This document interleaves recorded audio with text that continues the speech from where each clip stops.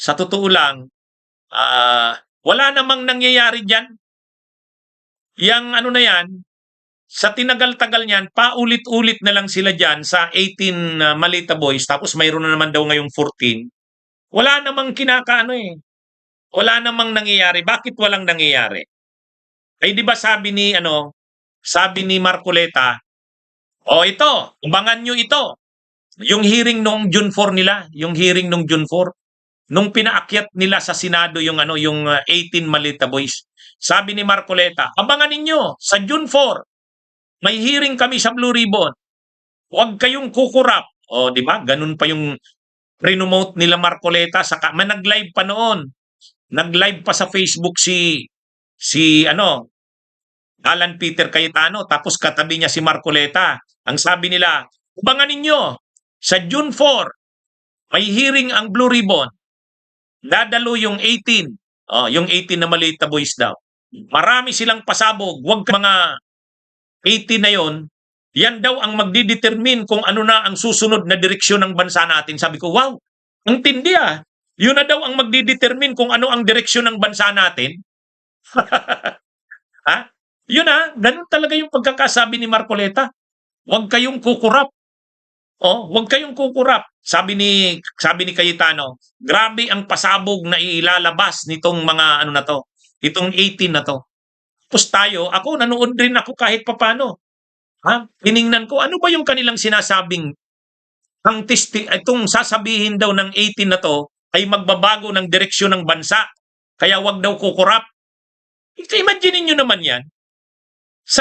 Ano bang mga pinagsasabi nung 18 na yon na Malita Boys? Sabi nila, nag-deliver sila ng pera, mali-malitang pera, o kaya minsan sa paper bag, kay Laila de Lima, kay Franz Castro ng Makabayan Black, kay Arlene Brosas, kay Raul Manuel, kay Congresswoman Beatrix Luistro, kay Trillanes, tapos yung isang pare, si Father Flavio Villanueva. Paano mo naman nasabi yan? Akala ko ba anti-corruption kayo?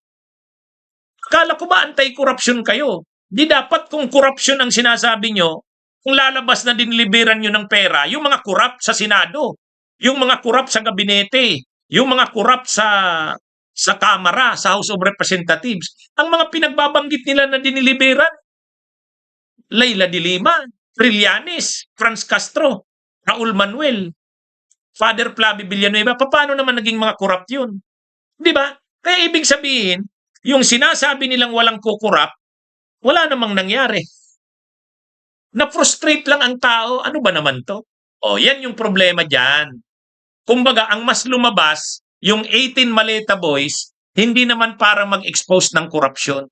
Gusto nilang i-discredit yung mga kongresista, yung mga senador, saka yung mga personahe na aktibo sa pag-expose kay Sara Duterte at kay Digong Duterte.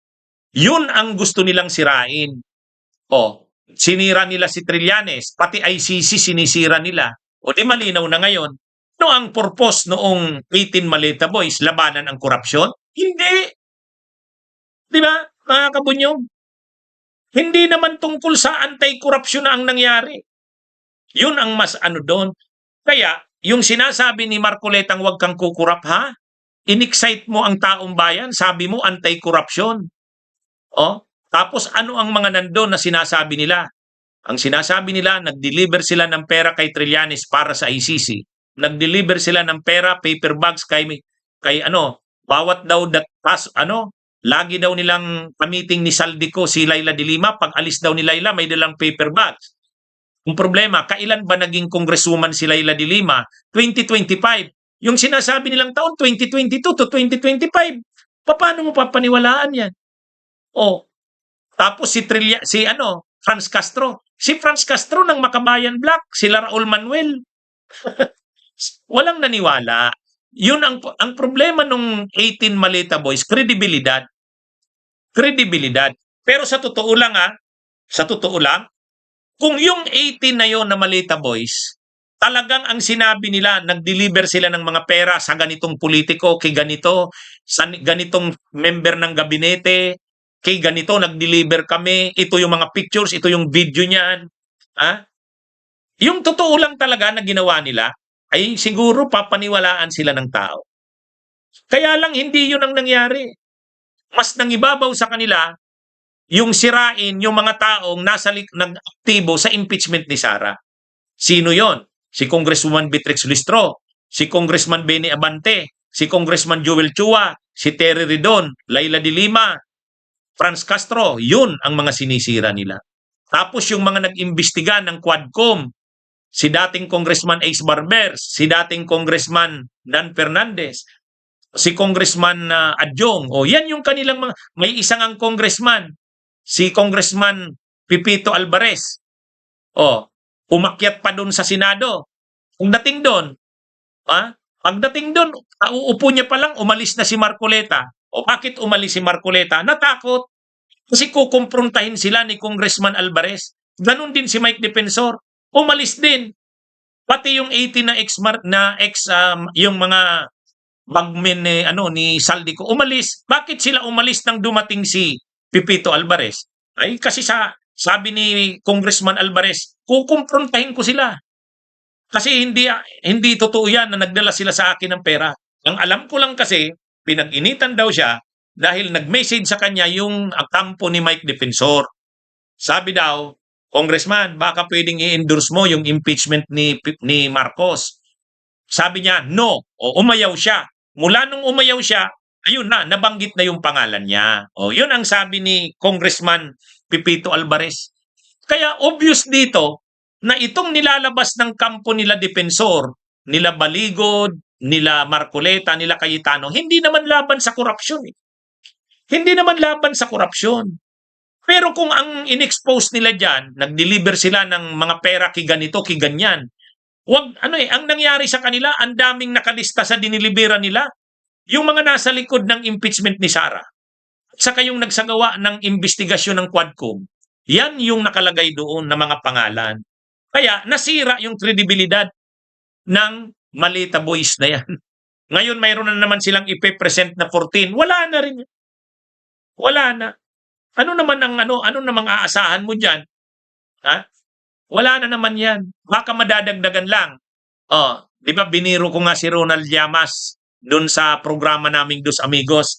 Ronald, bakit wala ka doon sa dinilibera ng Maleta?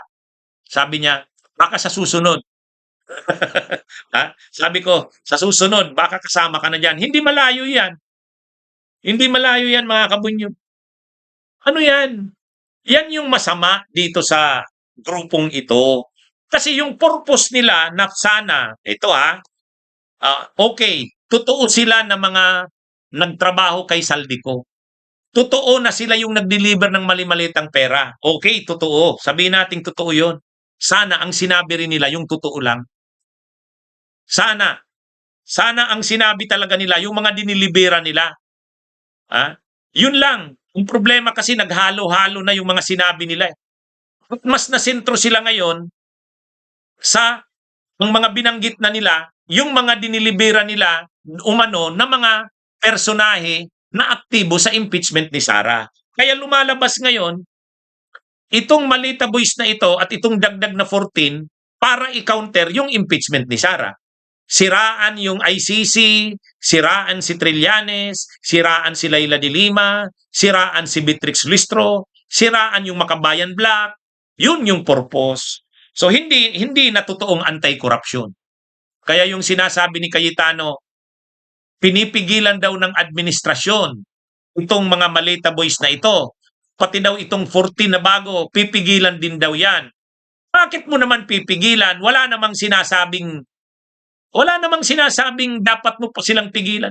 Wala namang Ano bang damaging na sinasabi nila?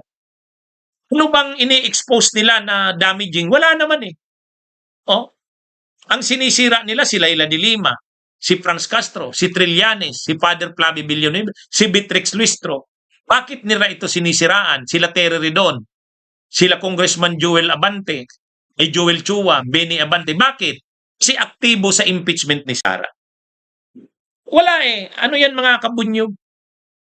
Pero kung sa totoo lang, ang in-expose nitong mga Maleta Boys na ito ay talagang yung mga dinilibera nila. Ano yan eh. Kaya lang, sino ba naman talaga kasi ang nanginabang sila Saldico. At saka yung mga kasabwat ni Saldico. O problema, hindi yan yung pinapangalanan nila eh. Di ba? Sino ba ang nanginabang sa korupsyon? Si Saldico. At yung mga kasabwat ni Saldico. Kung sino-sino man yun. Yun dapat ang i-expose nila. Ba't hindi yun ang ini-expose nila? Oh, di ba mga kabunyog? Ang taong bayan, makukumbinsi nila kung ang i-expose nila ang nanginabang sa korupsyon sa gobyerno, si Saldico, saka yung sindikatong kasama ni Saldico. Hindi naman yun ang ini-expose nila eh. Ang ini-expose nila si Laila, si Franz Castro, si Trillanes, si Father Flavio Villanueva, si Beatrix Luestro. Ha? Yan ba ang mga kasabwat ni Saldico? Yan ba ang mga kasabwat ni Saldico? Hindi naman yan eh. Di ba mga kabunyog, mga kababayan? Wala, useless. Sayang. Kung sana yung mga Malita boys na yan ay nagsabi ng totohanan, sana sasaluduhan sila ng taong bayan. Kahit ako. Di ba? Ay nasentro na ngayon ang mga expose ng mga ano na yan. Ang mga binibira ng mga Malita boys na yan. Laila de Lima, Trillanes. Tapos pagkakampi na nila, wala na, inalis na sa lista. Oh, inalis na si Loren Legarda. Oh, 'di ba? Tapos linagay na si Chis Escudero kasi wala na sa kanila. Oh, paano ka naman diyan maniniwala? Paano ka diyan maniniwala? Wala na. Okay? Mga kabunyog, mga kabayan, magandang araw sa inyong lahat. Bunyog, bunyog, halikan na kasama ka.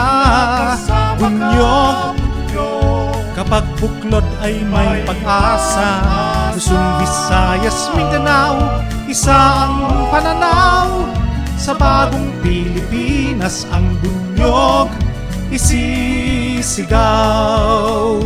Bunyog, bunyog, bunyog.